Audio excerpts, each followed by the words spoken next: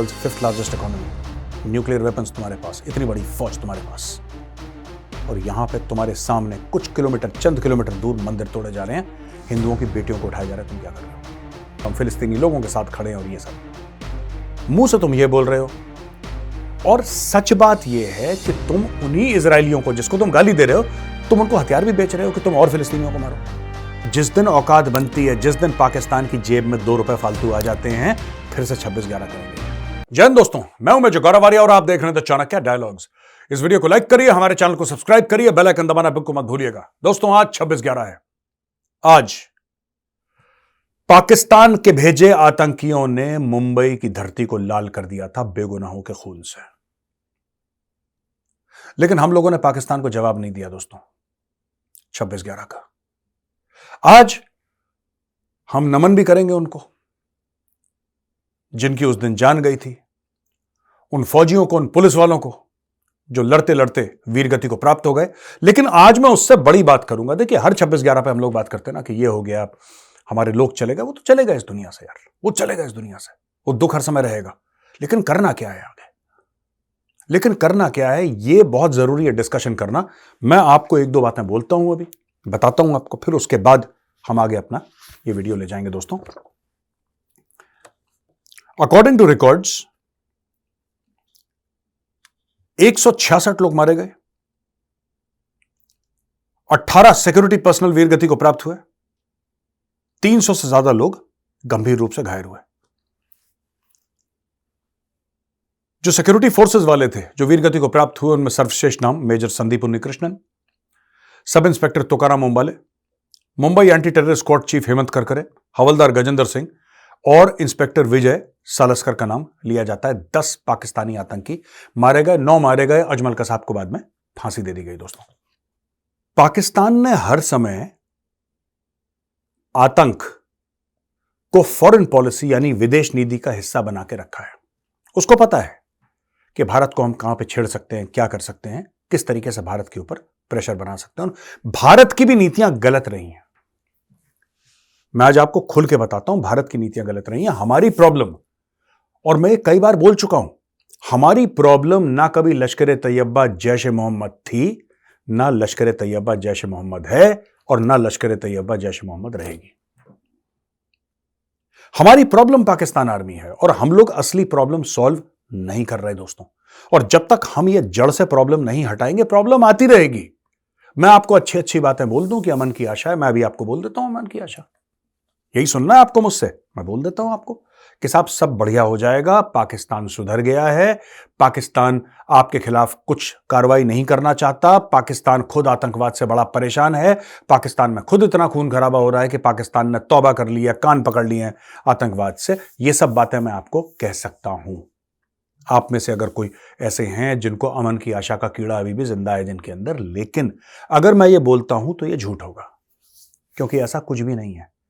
आज की तारीख में जो आप सोशल मीडिया पे देखते हैं, आप मेन स्ट्रीम मीडिया में देखते हैं पाकिस्तान में, जो पाकिस्तानी ये कह रहे हैं कि नहीं, अब देखिए लड़ाई से कोई हासिल नहीं है, जंग से तो कुछ हासिल नहीं होता है, हमने करके देख ली, कोई फायदा नहीं हुआ, इससे गुर्बत बढ़ती है, गरीबी बढ़ती है, दोनों तरफ के, ये सब झूठ है, ये सब पाकिस्तानी प्रोपेगेंडा है।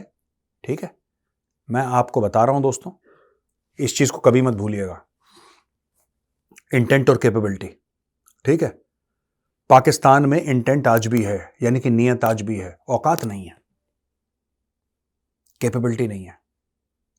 जिस दिन औकात बनती है, जिस दिन पाकिस्तान की जेब में 2 रुपए फालतू आ जाते हैं, फिर से 26/11 करेंगे। ये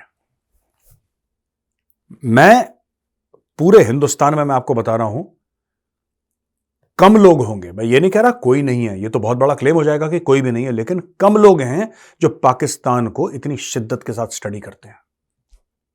और सिर्फ पाकिस्तानी फौज को नहीं, इनकी मेहंदी में कौन से गाने बजते हैं, इनके यहां शादियां कैसे होती हैं, खाना कौन सा खाते हैं, इनका कल्चर क्या है, मैंने पूरा पाकिस्तानी माइंडसेट को स्टडी कर रखा है। और स्टडी करने के बाद मैं एक निष्कर्ष पर पहुंचा हूं।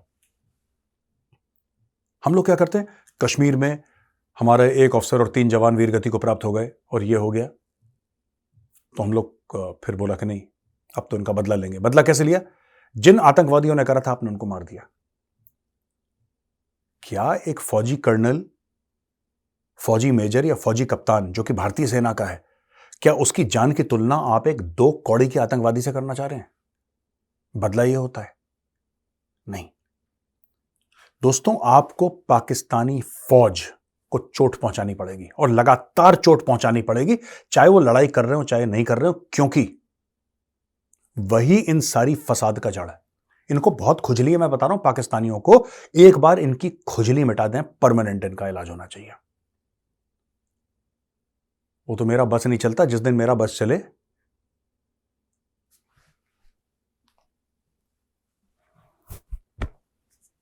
अब मैं आपको एक बात बताता हूं, ये खालिस्तान के पीछे कौन खड़ा है? पूरा जो खालिस्तान ये ड्रामा करते हैं, कौन खड़ा है?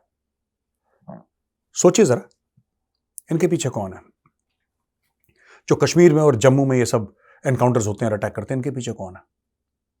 इनके पीछे एक ही बंदा है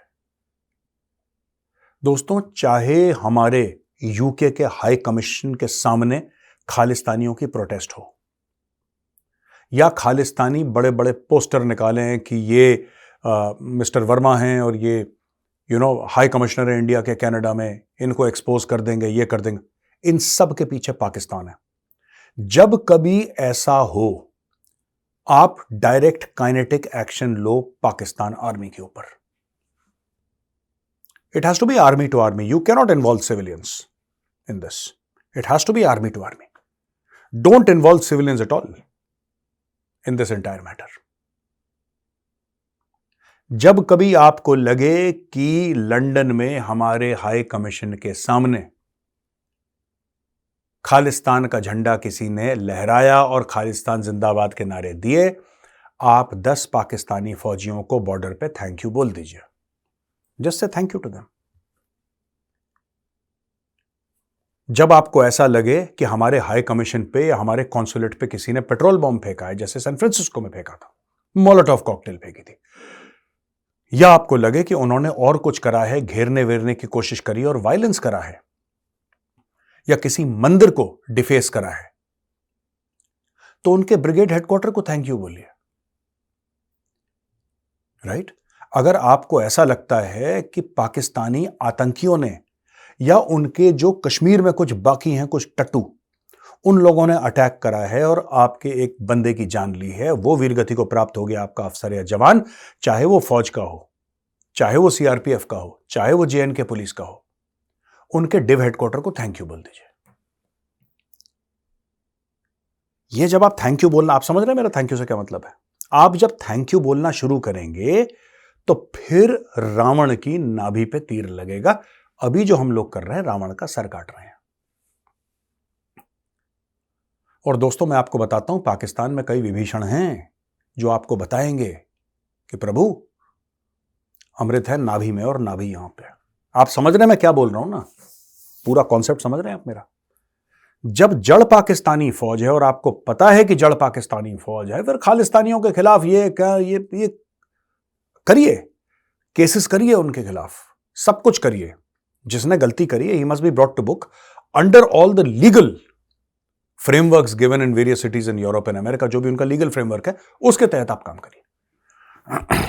लेकिन दोस्तों, मैं बता रहा हूं, for everything that is done against India, everything, चाहे वो टेररिज्म हो जेएनके में, राइट, चाहे वो आपको केरला में स्लीपर सेल पता लगे, आपको पाकिस्तानी आर्मी को जाके एक बार थैंक यू बोलना पड़ेगा। और ये थैंक यू भारतीय सेना से अच्छा और कोई नहीं बोल सकता। Keep on saying thank you to them. ठोको दोस्तों, जब ठोक ठोक के सुन्न हो जाएंगे ना, तब भारत में अमन होगा।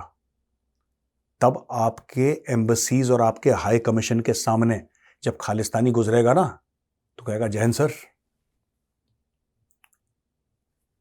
हम क्या कर रहे हैं कि जो प्यादा है, ग्राउंड लेवल पे सोल्जर है, हम उसको थैंक यू बोल रहे हैं। और ये हमारी गलती है, हम ग्राउंड लेवल के सोल्जर को थैंक यू बोल रहे हैं। हमें ग्राउंड लेवल के सोल्जर को थैंक यू नहीं बोलना है। हमें जो उसके ऊपर सरगना बैठा है, the head of the snake, the head of the serpent, the head of the serpent is Asim Munir, the head of the snake is the Pakistan army as an institution, the ISI. आप जब तक उनको डायरेक्टली एड्रेस नहीं करेंगे, मामला खत्म नहीं होने वाला। आज से 10 साल के बाद भी मेजर गौरव आर्या यही वीडियो रिकॉर्ड करके आपको बताता रहेगा कि बॉस आज कश्मीर में ये हो गया, कल वहां पे हो गया, परसों यहां पे हो गया। और इन सबको आशीर्वाद कौन दे रहा है? चाइना। जब भी कभी भारत किसी को बोलता है कि साहब इसको यूनाइटेड नेशन सिक्योरिटी काउंसिल पे इस बंदे को आपको डेजिग्नेट करना चाहिए टेररिस्ट, चाइना वहां पे ब्लॉक कर लेता है। चाइना क्यों ब्लॉक करता है वो चाइना बेहतर जानता है। चाइना का टेररिस्ट से क्या लेने देना है मुझे आज तक समझ में नहीं आया, लेकिन चाइना अपना पूरा diplomatic weight, China also looks at Pakistan as a terror factory ना। चाइना थोड़ा ना पाकिस्तान को कोई अच्छा समझता है या कोई मैन्युफैक्चरिंग हब समझता है या आर्टिफिशियल इंटेलिजेंस का हब समझता है। नहीं, चाइना को पता है कि पाकिस्तान एक टेररिस्ट कंट्री है और वहां से टेररिस्ट ही निकलेंगे, और किस तरीके से पाकिस्तान का इस्तेमाल करना है भारत के खिलाफ चाइना बखूबी कर रहा है। उनके जनरल्स को 2 बोटियां दी, उनके जनरल्स ने दुम हिलाई, भौंके, काटा, दैट्स इट। आपको यह बात समझनी पड़ेगी। लेकिन जब आप पाकिस्तानी फौज को टाइट कर देंगे दोस्तों, the only way to do this first is put your Pinakas right on the border और near the border, 8, 10, 15 kilometre border के पीछे आप अपने पिनाका डिप्लॉय करिए, आप अपने MBRL डिप्लॉय करिए दोस्तों, ठीक है। And open your medium guns, let the Pakistani army taste the taste of Bofors on the border. इनके दिलों में, पाकिस्तानी फौज के दिलों में इतना खौफ होना चाहिए, इतना खौफ होना चाहिए कि रात को इनके सपने में इंडियन आर्मी आए। इसका और कोई इलाज नहीं है। आज 26/11 है और मैं 26/11 के दिन आपको बता रहा हूं, आप नहीं करोगे, मानो मेरी बात है, दोबारा करेंगे। आज इनकी औकात नहीं है, इसलिए सारे यूट्यूबर कहते हैं कि अमन होना चाहिए। जितने भी पाकिस्तानी हैं, सारे टेलीविजन चैनल, हमें भारत से सीखना चाहिए, हमें भारत से सीखना चाहिए, हमें भारत से कंपटीशन करनी चाहिए, इकोनॉमी में कंपटीशन करनी चाहिए, ये कह रहे हैं। हमें एजुकेशन में भारत के साथ लड़ाई करनी चाहिए, हमारा अगर कंपटीशन हो तो ये अच्छी अच्छी बातें क्यों कर रहे हैं? इनके दिल में जिहाद है, राइट? इनकी आत्मा में, इनके जहन के अंदर जिहाद है, लेकिन ये अभी अपना दूसरा चेहरा दिखा रहे हैं क्योंकि इनके पास पैसे नहीं है। मैं आपको बता रहा हूं, 10-15 अरब डॉलर इनके पास पहुंच गए मांगे तांगे के, फिर देखना वही यूट्यूबर कहेंगे जिहाद फी सबीलिल्लाह, वही टीवी एंकर बोलेगा चढ़ जाओ नई दिल्ली पे, क्योंकि इनकी आत्मा में वो है। इनके हलक के अंदर हाथ डाल के पेट से जिहाद निकालना पड़ेगा दोस्तों। वो तो आपके भाई के हाथ में कुछ है नहीं, सत्ता वगैरह होती तो मैं अभी तक ना इनको थैंक यू बोल चुका होता, बहुत पहले तक कर कुरा के इनको, because I know Pakistani is very well and I know the Pakistani army very well. आप इनको मारते रहोगे, इनको ठोकते रहोगे, इनको थैंक यू बोलते रहोगे, ये बिल्कुल अपनी दुम हिलाते रहेंगे और हाथ चाटते रहेंगे आपका। That is the only way to make them behave. Keep on saying thank you to them. इतना थैंक यू बोलो, इतना थैंक यू बोलो कि ये बिल्कुल दुम हिलाते रहे और हाथ चाटते रहे आपका, राइट? जहां आपने इनसे बोला कि नहीं, आपने इनको स्पेस दिया ना, ये काटेंगे। मेरी बात का ध्यान रखना। अब दोस्तों दूसरी खबर है पाकिस्तान से कि एक्स आर्मी ऑफिसर आदिल राजा और हैदर मेहंदी, जो कैप्टन हैदर मेहंदी है और मेजर आदिल राजा है, हैदर मेहंदी है कनाडा में और आदिल राजा है लंदन में काफी टाइम से, और ये दोनों के दोनों पाकिस्तान तहरीक इंसाफ के जबरदस्त सपोर्टर हैं। आदिल राजा को मिली है 14 साल कैद बामुशक्कत और हैदर मेहंदी को मिली है 12 साल कैद बामुशक्कत। इनको एक फौजी और जनरल कोर्ट मार्शल ने इनको बोल दिया कि ये लोग गिल्टी हैं और इनको ये सजा मिलेगी। अब प्रॉब्लम यह है कि वो पाकिस्तान में तो है नहीं, क्या पकड़ के जेल में डाल दो, वो तो बाहर है, वो बाहर है। अब मैं बताता हूं खास तौर से आदिल राजा की स्टोरी। आदिल राजा को पाकिस्तानी फौज इसके पीछे क्यों पड़ी? देखिए, कई रिटायर्ड फौजी हैं जो कि इमरान खान के साथ हैं। इस्लामाबाद प्रेस क्लब के सामने तो 50-60 तो सीनियर ऑफिसर ऐसे खड़े हो गए थे, 50-60 पाकिस्तानी आर्मी के एक्स सर्विसमैन, सीनियर जूनियर सब मिला के, colonel, general, major, brigadier, lieutenant general, major general, अब बहुत थे। और इमरान खान के सपोर्टर इस्लामाबाद या कहीं पे ऐसी कुछ वहां पे जाके they had stood up there and said that we support Imran Khan. दोस्तों अब मैं आपको बताऊंगा ये जो पाकिस्तानी फौज है ये मेजर आदिल राजा के पीछे पड़ी क्यों। ये इसलिए नहीं पड़ी कि इमरान खान जिंदाबाद के नारे लगाता है, क्योंकि इमरान खान के जिंदाबाद के नारे तो 99% ऑफ पाकिस्तानी एक्स सर्विसमैन लगाते हैं, ये भी एक्स सर्विसमैन है भाई। इसके पीछे क्यों पड़े? एक तो मेजर आदिल राजा की सोशल मीडिया की फॉलोइंग ज्यादा हो गई, उसको सुनने वाले ज्यादा हो गए, उसकी बात मानने वाले ज्यादा हो गए। अच्छा, मैं ये तो नहीं कह रहा कि आदिल राजा ने जो भी कहा मैं गारंटी लेता हूं उसकी, ऐसा नहीं है बिल्कुल, because I don't know the person, I have not spoken to the officer, since I have not spoken to him I can not you know guarantee anything. लेकिन उसने काफी कुछ अंदर की बातें बताई पाकिस्तानी आर्मी के बारे में। इस चीज के लिए पाकिस्तानी आर्मी को बड़ा बुरा लगा, लेकिन जो मेन चीज थी जिसकी वजह से यह सब ड्रामा रचा गया है, मेजर आदिल राजा ने एक ऐसी बात बोल दी जिसकी वजह से पाकिस्तानी फौज के तन बदन में आग लग गई और वो उस अफसर के पीछे पड़ गए। पीछे पहले भी पड़े थे बाय द वे, लेकिन मरने मारने पे बात कब आई? मरने मारने पे बात तब यह आई कि जब आदिल राजा ने सबके सामने सोशल मीडिया पे यह बोला कि पाकिस्तानी फौज अपने हथियार भेज रही है, अपना एमुनिशन भेज रही है इजराइल को। दोस्तों, यूक्रेन को बेचना ठीक है, नो प्रॉब्लम, और पाकिस्तान खुद मुख्तार मुल्क है, वो जिसको मन चाहे बेचे, जिसको मन बेचे यार, चाइना को बेचे, रशिया को बेचे, इंग्लैंड को बेचे, फ्रांस को बेचे, अमेरिका को बेचे, वो पाकिस्तान का हेडेक है।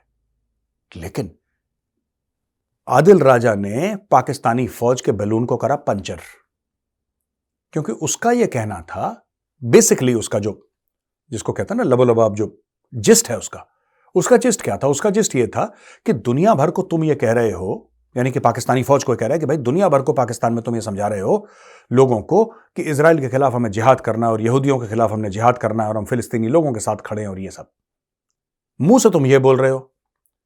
और सच बात यह है कि तुम उन्हीं इजरायलियों को जिसको तुम गाली दे रहे हो, तुम उनको हथियार भी बेच रहे हो कि तुम और फिलिस्तीनियों को मारो। इसने ही called out their hypocrisy. Basically Adil Raja की यह गलती है कि आदिल राजा ने उनको एक्सपोज कर दिया। अब ये तिल मिला गए कि बॉस ये हो क्या रहा है यहां पे, ऐसा किस तरीके से हो सकता है, ये फौजी अफसर ऐसा कैसे बोल सकता है? अच्छा, पहले मुझे भी लगा था कि आदिल राजा झूठ बोल रहा है, या he is being very liberal with the truth. लेकिन फिर मैंने बोला कि यार, मैं कुछ दिन बीते, फिर मैंने देखा कि इंटरनेशनल प्रेस भी इसके बारे में बात कर रही है, ग्लोबल मीडिया भी इसके बारे में बात कर रहा। फिर मुझे लगा नहीं यार, बंदा झूठ नहीं बोल रहा, क्योंकि अब सभी बोल रहे हैं तो यार सच तो है ही। फिर ग्लोबल मीडिया तो पाकिस्तान, इशू ये नहीं है कि पाकिस्तान किसी मुल्क को हथियार बेच सकता है, एमुनिशन बेच सकता है कि नहीं बेच सकता, that is not the point. वो पाकिस्तान के हक में है, तुम्हें नाली में डालना है, तुम्हें बेचना है, तुम्हें खाना है, वो तुम्हारा हेडेक है। लेकिन तुम ये कहते हो कि यहूदियों के खिलाफ जिहाद, तुम ये कहते हो इजराइल के खिलाफ जिहाद, फिर चुपचाप, ये तो तुमने चूरन खिला दिया पब्लिक को कि पब्लिक पागल हो जाए फिलिस्तीन को लेके, और चुपचाप तुमने इजराइल को 105 mm का शेल दे दिया कि बॉस गाजा पे यही वाला गिराना with love from Pakistan, sign करके कि इन्हीं के ऊपर मारो। ये आदिल राजा ने एक्सपोज करा, तब से आदिल राजा के पीछे ये लोग हाथ धो के पैड़े भी पड़े थे। लेकिन वो मरने मारने वाली बात जो हुई है ना दोस्तों, ये अब हुई है इस मामले से। अच्छा दोस्तों, और आज की आखिरी खबर है पाकिस्तान को ही लेकर, यह है कि हिंगलाज माता मंदिर और Sharda Peeth, Pakistan reportedly demolished a revered Hindu temple in the city of Mithi in Sindh province. ये थारपरगढ़ डिस्ट्रिक्ट है, ठीक है जी। ये कह रहे हैं कि कोर्ट का कोई ऑर्डर था, इन्होंने हिंगलाज माता का मंदिर खत्म कर दिया, उनको तोड़ दिया। हिंगलाज माता का मंदिर बहुत पुराना मंदिर है, और लाइन ऑफ कंट्रोल के पास जो शारदा पीठ मंदिर है उसको भी इन्होंने डिमोलिश कर दिया है, ऐसा सुनने में आया है। और सुप्रीम कोर्ट ऑफ पाकिस्तान ने बोला था कि यार ऐसा मत करो और पुराने मंदिरों को ऐसा नहीं तोड़ना, लेकिन उसके बावजूद इन्होंने मंदिर तोड़ दिया है। जुलाई में भी एक मंदिर तोड़ा था, कराची के सोल्जर बाजार में मरी माता मंदिर, उसको भी तोड़ दिया था जुलाई में। और ये 150 साल पुराना मंदिर है। तो कराची में काफी पुराने हिंदू मंदिर हैं, प्राचीन हिंदू मंदिर हैं, सबको एक एक करके तोड़ते। यार यही देखो ना, मैं इसलिए कहता हूं रेडिकल इस्लामिस्ट क्या होता है। पाकिस्तान में बैठे हुए, क्योंकि पाकिस्तान का इसलिए मैं पाकिस्तान का नाम ले रहा हूं, पाकिस्तान में बैठे हुए इनको उसका दर्द है कि अल अक्सा मॉस्क के अंदर इजरायली कैसे घुस गए, हमारे मस्जिद के अंदर यहूदी कैसे घुस गए, हमारे मस्जिद के अंदर जो मोमिन हैं, जो मुसलमान हैं, उनको नमाज क्यों नहीं पढ़ने दिया जा रहा। ये बहुत बड़ा जुल्म है, जिहाद फी सबीलिल्लाह, ये सब ठीक है। लेकिन जहां खुद के मजहब के बारे में Pakistanis are very very clear, लेकिन जहां दूसरे के मजहब को इज्जत करने वाली बात आती है, दूसरे के मजहब को रिस्पेक्ट करने वाली बात आती है, वहां पे पाकिस्तानी कहते हैं ठीक है तोड़ दो मंदिर, यार क्या फर्क पड़ता है, तोड़ दो मंदिर। पाकिस्तान में दोस्तों 400 से ज्यादा मंदिर तोड़े जा चुके हैं, 400 से ज्यादा, मोर देन 400 टेम्पल्स, प्राचीन मंदिर तोड़ते चले जा रहे हैं, तोड़ते चले, कोई रोकने वाला नहीं है। और हम लोगों की गलती, हम लोग भी आवाज नहीं उठाते। क्या हमें आवाज नहीं उठानी चाहिए? वहां पे जो हिंदू है ना, पाकिस्तानी हिंदू, वो बद्दुआएं देते होंगे हमें, वो कोसते होंगे हमें कि तुम यहां पे वर्ल्ड की 5th लार्जेस्ट इकोनॉमी, ठीक है, you are the world 5th largest economy, nuclear weapons तुम्हारे पास, इतनी बड़ी फौज तुम्हारे पास, और यहां पे तुम्हारे सामने कुछ किलोमीटर, चंद किलोमीटर दूर मंदिर तोड़े जा रहे हैं, हिंदुओं की बेटियों को उठाया जा रहा है, तुम क्या कर रहे हो? दोस्तों, इसीलिए मैं कहता हूं, हर मर्ज की एक दवा, थैंक यू बोलो पाकिस्तानी फौज को, बोलो थैंक यू, और इनको रोज थैंक यू बोलो, चाहे ये गलती करें ना करें, इनको थैंक यू बोलो। ये कुछ ना करें, चुपचाप बैठे हैं शरीफों की तरह, तब थैंक यू बोलो। और थैंक यू बोलो इससे, फोटो देखना फोटो, ये बोलता बढ़िया वाला थैंक यू, इस जैसा बड़ा थैंक यू इस दुनिया में नहीं है भाई, इससे बोलो थैंक यू, सब ठीक हो जाएगा, सब ठीक हो जाएगा। ये जितने भी हैं ना आसिम मुनीर वगैरह, आसिम मुनीर, ये सब, ये भोले बाबा के मंदिर में आके मत्था टेकेंगे, मैं आपको बता रहा हूं। आप इनको थैंक यू तो बोलो, क्योंकि इसका दादा, आसिम मुनीर से पूछना, दादा का नाम बताएगा रामलाल, पूछना कभी पकड़ के आसिम मुनीर को, बोल बेटा दादा का नाम क्या कर, रामलाल जी थे हमारे दादाजी, ठीक है। तो ये बात है, भाई बहन होए ना प्रीत, ठीक है दोस्तों। तो यहां पे होता है वीडियो खत्म, और अब हम आते हैं सवाल और जवाब पे। दोस्तों, पहला है सवाल हर्षद रावल से। हर्षद रावल जी कहते हैं, hello major sahab, good evening. Good evening Harshad ji. India and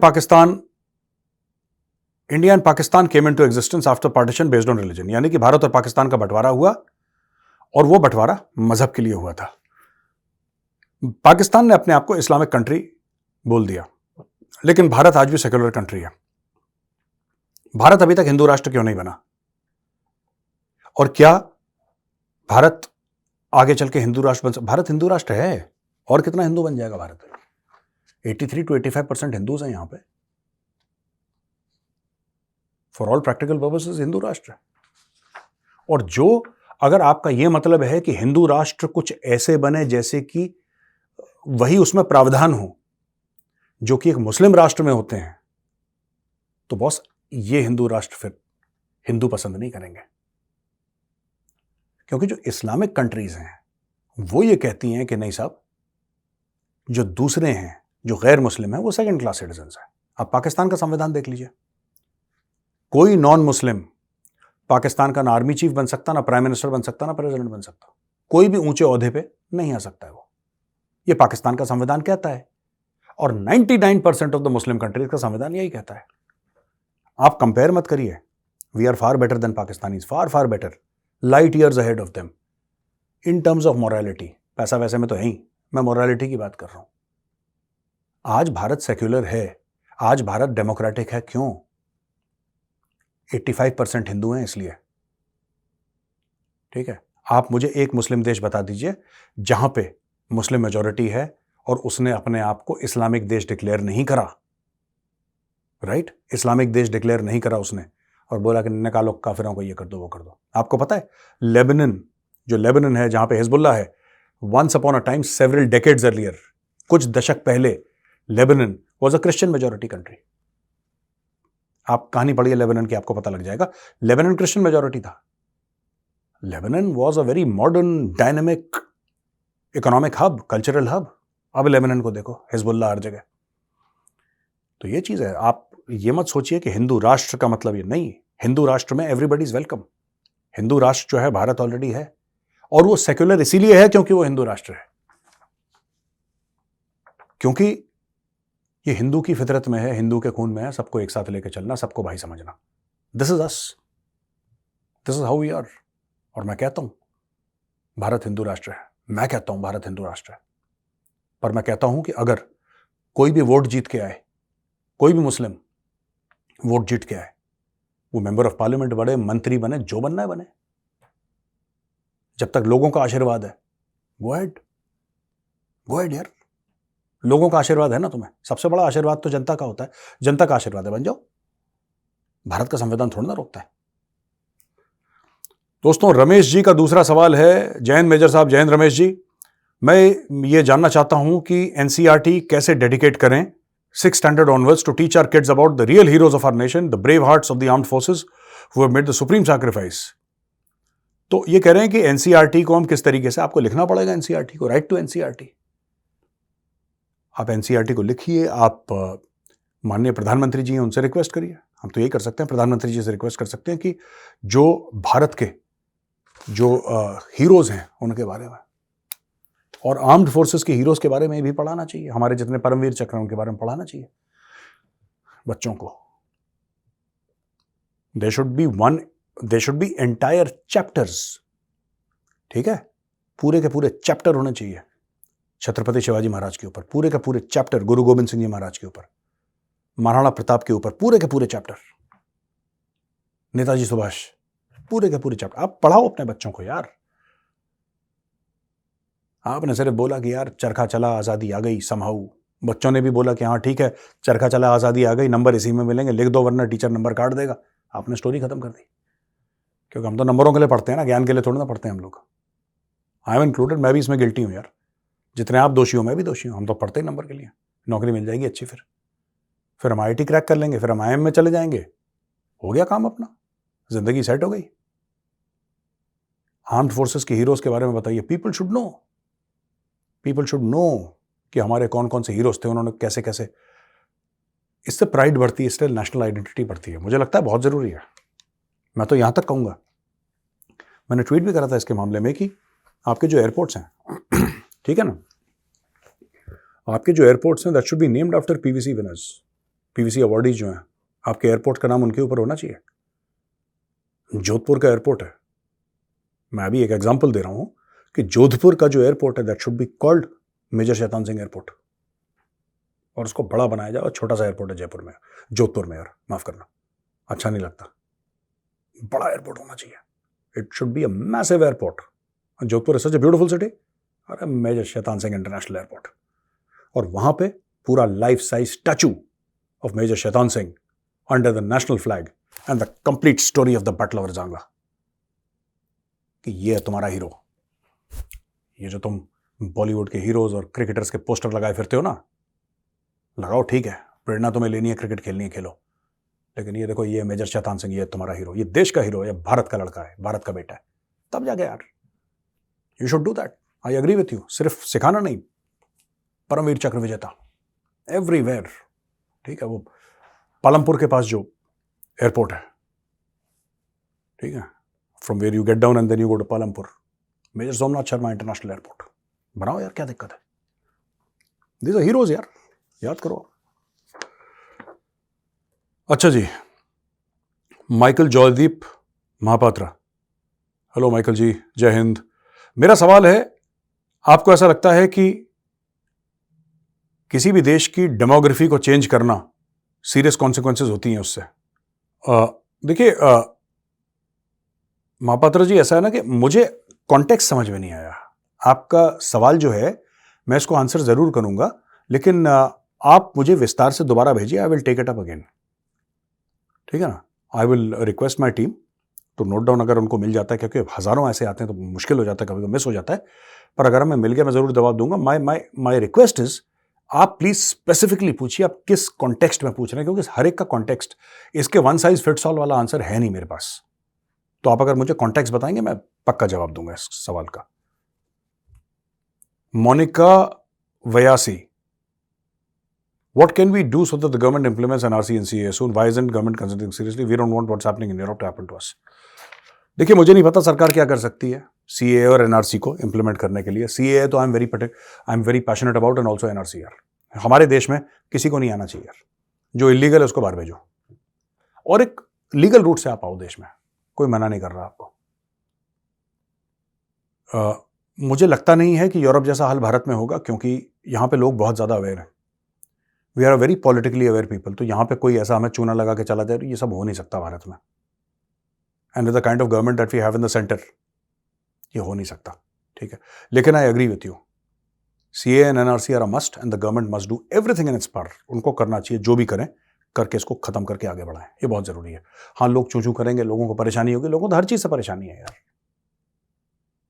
लोग कुछ ना कुछ तो लोग कहेंगे, लोगों का काम है कहना। तो जो चंद लोग हैं, चंद लोगों को हर समय परेशानी रहती है. That's okay. You have to bring around a change. If you have to bring about a change, there will be problems. तो दोस्तों, आज का वीडियो कैसा लगा? अगर वीडियो पसंद आए तो वीडियो को लाइक करिए, हमारे चैनल को सब्सक्राइब करिए, बेल आइकन दबाना बिल्कुल मत भूलिएगा. जय हिंद, वंदे मातरम, भारत माता की जय.